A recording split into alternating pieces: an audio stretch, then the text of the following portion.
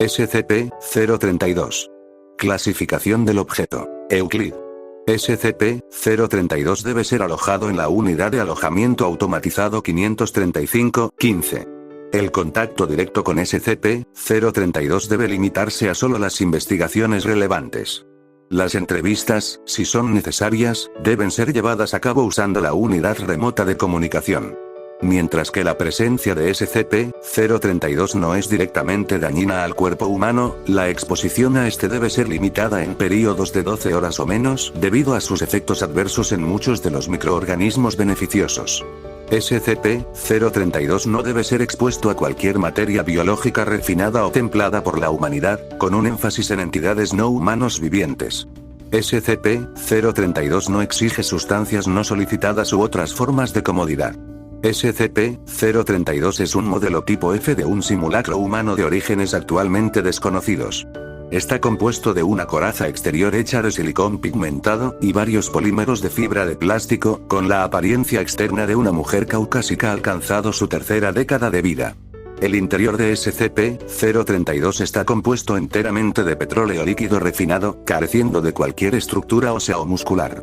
A pesar de esto, SCP-032 es capaz de mantener la apariencia humana a una distancia moderada, pero se vuelve inconvincente a una distancia corta, causando una ligera inconformidad en muchos de los observadores. Este efecto ha sido considerado como no anómalo.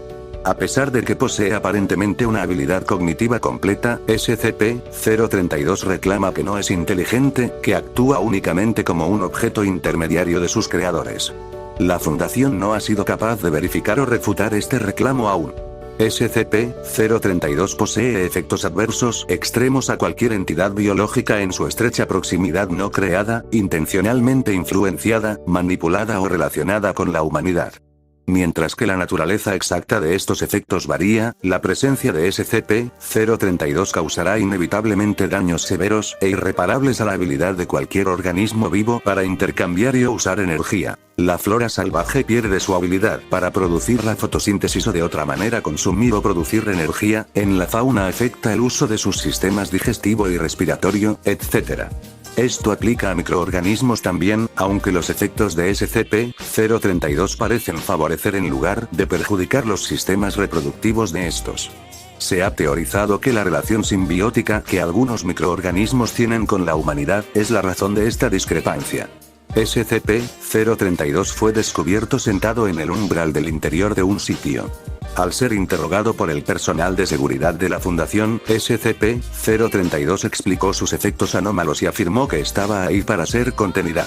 Las cámaras de seguridad no mostraron ninguna imagen del momento de su llegada, y aún no se sabe cómo SCP-032 llegó a saber la localización del sitio o cómo se acercó al edificio sin que nadie se diese cuenta.